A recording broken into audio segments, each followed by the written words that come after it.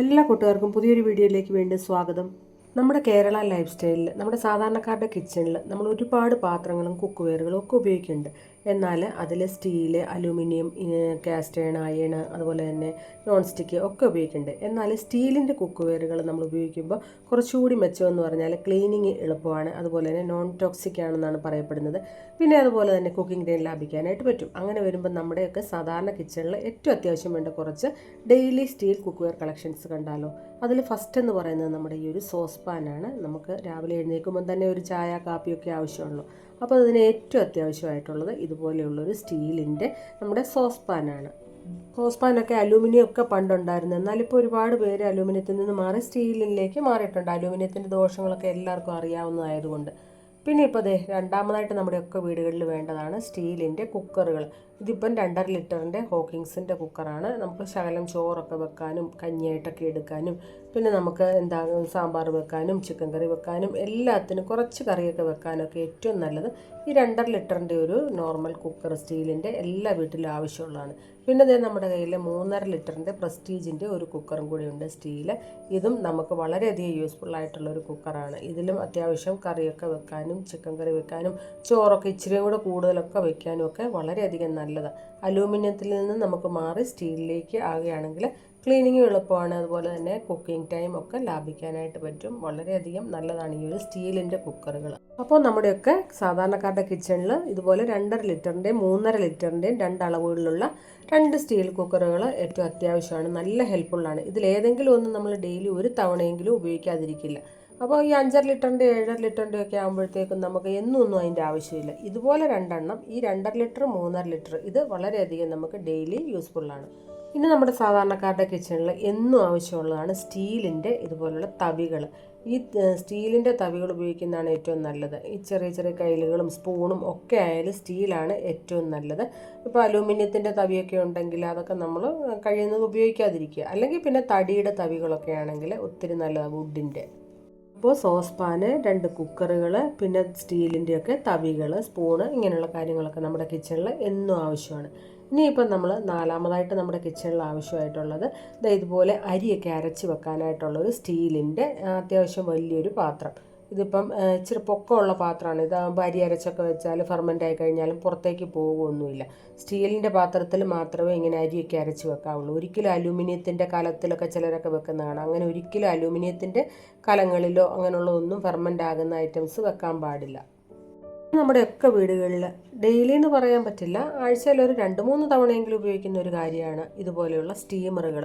നമുക്ക് ഇഡലി ഉണ്ടാക്കാനും ഇടിയപ്പം ഉണ്ടാക്കാനും അട, കൊഴുക്കട്ട ഇങ്ങനെയൊക്കെയുള്ള, അതുപോലെ തന്നെ കുറച്ചേറെ പുട്ടൊക്കെ നമുക്ക് എളുപ്പത്തിൽ ഉതിർപ്പുട്ട് പോലൊക്കെ ഉണ്ടാക്കണമെങ്കിലും ഒക്കെ നമുക്ക് ആവശ്യമുള്ളൊരു കാര്യമാണ് ഇതുപോലെയുള്ള അപ്പച്ചമ്പ് അല്ലെങ്കിൽ സ്റ്റീമർ എന്ന് പറയും. അലൂമിനിയത്തിൻ്റെ വാങ്ങാനായിട്ട് കിട്ടും, പക്ഷേ അലൂമിനിയം ഒന്നും ഒരിക്കലും വാങ്ങാൻ പാടില്ല. അത് കുറച്ച് നാൾ കഴിയുമ്പോഴത്തേക്ക് അതിലിങ്ങനെ ഒരു കുത്തു പോലെ വീണിട്ട് അത് നമ്മുടെ ശരീരത്തിന് ദോഷമാണ്. ഈ സ്റ്റീലാകുമ്പോൾ അങ്ങനെ യാതൊരു പ്രശ്നവുമില്ല. നമുക്ക് എത്ര വർഷങ്ങൾ വേണേലും ഇത് യാതൊരു കേടും ഇല്ലാതെ ഉപയോഗിക്കാനായിട്ട് പറ്റുമെന്നുള്ളതാണ് സ്റ്റീലിൻ്റെ ഒരു ഗുണം. പിന്നെ നമുക്കിത് ക്ലീൻ ചെയ്യാനും വളരെ എളുപ്പമാണ്. ഇങ്ങനെ ഇഡ്ഡലിയൊക്കെ ഉണ്ടാക്കി അല്പം ഒന്നിങ്ങനെ ഇളക്കിയെടുക്കാൻ പാട് വന്നാലും അത് നമുക്ക് വാഷ് ചെയ്യാൻ എളുപ്പമാണ്. ഇനിയിപ്പോൾ അടുത്തായിട്ട് നമ്മുടെയൊക്കെ കിച്ചണിൽ വേണ്ട ഒരു കാര്യമാണ് ഇതുപോലെയുള്ള സ്റ്റീലിൻ്റെ പാനുകൾ. ഇതിൽ നമുക്ക് അത്യാവശ്യം ഫ്രൈ ചെയ്യാനായിട്ടൊക്കെ ഉപയോഗിക്കാനായിട്ട് പറ്റും. ട്രൈപ്ലേസ് ആണ്, അതുകൊണ്ട് നമുക്ക് നന്നായിട്ട് ചൂട് നിൽക്കും. അതുപോലെ തന്നെ ചൂട് ഇങ്ങനെ തീ കയറി വരും, അങ്ങനെയുള്ള പ്രശ്നങ്ങളൊന്നുമില്ല. അടി നല്ല കട്ടിയുള്ളതായ കാരണം നമുക്കിതിലേക്ക് തോരൻ കറിയോ മെഴുക്ക് പുരട്ടിയോ ഒക്കെ എളുപ്പത്തിൽ വെക്കാനായിട്ട് പറ്റും. ഒട്ടും അടിക്ക് പിടിക്കുകയോ കാര്യങ്ങളോ അങ്ങനെ ഒന്നുമില്ല. അതുപോലെ തന്നെ ഇതിൻ്റെ ഹാൻഡിലാണെങ്കിൽ ചൂടാവുകയില്ല. നല്ല അടിപൊളി ഒരു സംഭവമാണ്. ഇതിൽ നമുക്ക് തോരൻ കറിയൊക്കെ എളുപ്പത്തിൽ വെച്ചെടുക്കാനായിട്ട് പറ്റും.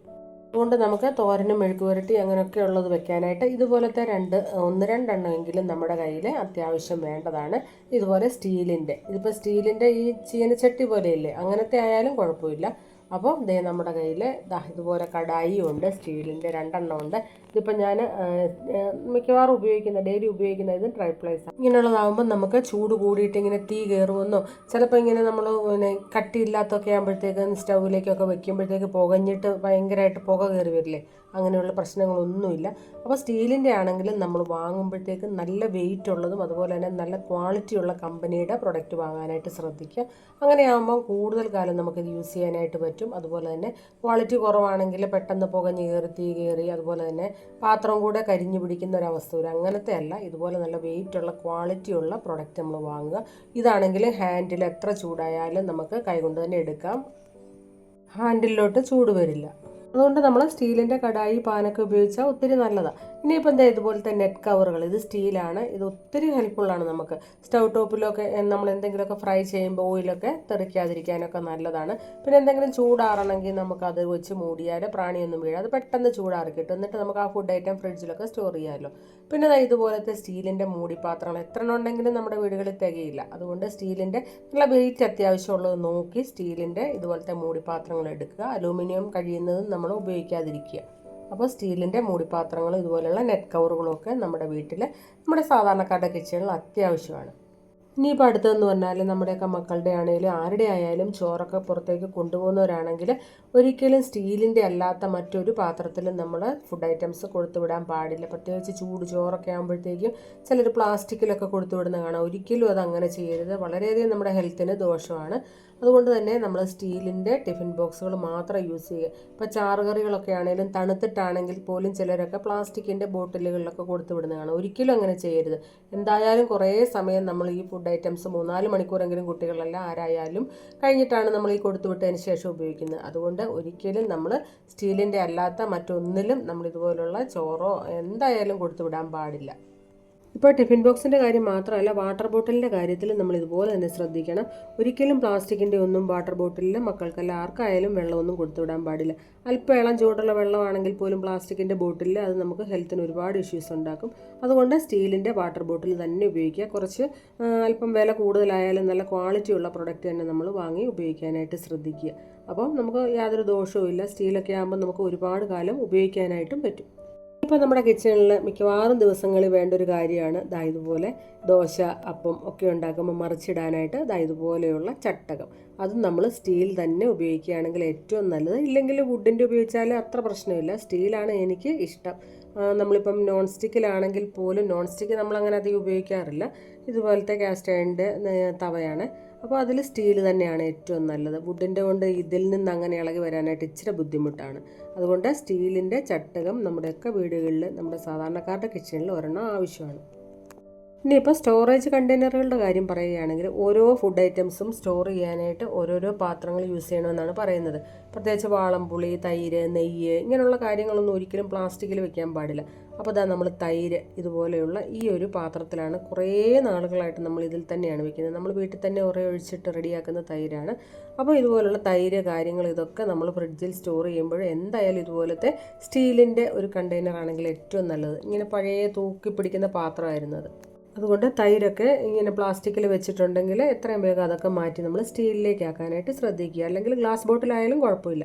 ഇനിയിപ്പോൾ അടുത്തായിട്ട് നമ്മുടെയൊക്കെ വീടുകളിൽ എന്തായാലും സാധാരണക്കാർ നമ്മൾ ആഴ്ചയിൽ ഒരു ദിവസം അല്ല 2 ദിവസമെങ്കിലും പുട്ടൊക്കെ ഉണ്ടാക്കുക. അപ്പോൾ പുട്ടുമേക്കർ ഇതുപോലത്തെ സ്റ്റീലിൻ്റെ തന്നെ ഉപയോഗിക്കാനായിട്ട് ശ്രദ്ധിക്കുക. ചിരട്ട പുട്ടുമേക്കറും ഉണ്ട്, ഇങ്ങനെ കുറ്റി, അതൊക്കെ അലൂമിനിയം വാങ്ങാനായിട്ട് കിട്ടും. അതിലൊക്കെ ഏറ്റവും നല്ലത് ഇതുപോലത്തെ സ്റ്റീലിൻ്റെയാണ് കേട്ടോ. ഇനിയിപ്പോൾ നമ്മുടെയൊക്കെ വീടുകളിൽ എന്തായാലും കിച്ചണിൽ ഫുഡ് ഐറ്റംസ് ഒക്കെ കുറച്ച് ബാലൻസ് ഒക്കെ വന്നാൽ നമ്മൾ ഇപ്പോൾ എപ്പോഴും ഓടിപ്പോയി ഗ്ലാസിൻ്റെ കണ്ടെയ്നറുകളൊന്നും വാങ്ങണമെന്നില്ല. നമ്മുടെയൊക്കെ കയ്യിൽ ഇതുപോലത്തെ സ്റ്റീലിൻ്റെ ചെറിയ ചെറിയ ടിഫിൻ ബോക്സുകളൊക്കെ പഴയതൊക്കെ ഉണ്ടെങ്കിൽ അതിലൊക്കെ നന്നായിട്ട് എയർ ടൈറ്റ് ആയിട്ട് നമുക്ക് ബാലൻസ് വരുന്ന ഫുഡ് ഐറ്റംസ് ഒക്കെ എടുത്ത് ഫ്രിഡ്ജിൽ സ്റ്റോർ ചെയ്യാവുന്നതാണ്. ഇപ്പോൾ എന്തായാലും പുട്ടുപൊടി ഞാൻ കുറച്ച് ബാക്കി വന്ന് എടുത്ത് വെക്കുന്നുണ്ട്. ദോശമാവ് അല്ലെങ്കിൽ കറികളോ എന്തായാലും നമ്മുടെ കിച്ചണിൽ എന്തെങ്കിലുമൊക്കെ ബാലൻസ് വരുന്നത് നമ്മൾ പ്ലാസ്റ്റിക്കിൽ ഒരിക്കലും സ്റ്റോർ ചെയ്യാതെ, അതിനുവേണ്ടി ഇനിയിപ്പം ഗ്ലാസ് ബോട്ടിലൊന്നും വാങ്ങുകയും വേണ്ട. ഇതുപോലത്തെ സ്റ്റീലിൻ്റെ സ്റ്റോറേജ് കണ്ടെയ്നറൊക്കെ ഉണ്ടെങ്കിൽ എടുത്ത് അതിൽ സ്റ്റോർ ചെയ്യാനായിട്ട് നോക്കുക. ഇത്രയേ ഉള്ളൂ ഇന്നത്തെ ഒരു ചെറിയ വീഡിയോ. യൂസ്ഫുൾ ആയെങ്കിൽ വീഡിയോയ്ക്ക് ഒരു ലൈക്ക് തരിക, കമൻറ്റ് ചെയ്യുക, ഷെയർ ചെയ്യുക, സപ്പോർട്ട് ചെയ്യുക. മറ്റൊരു യൂസ്ഫുൾ വീഡിയോയുമായിട്ട് കാണാം. എല്ലാവരും സന്തോഷത്തോടെ ഇരിക്കുക. ബൈ.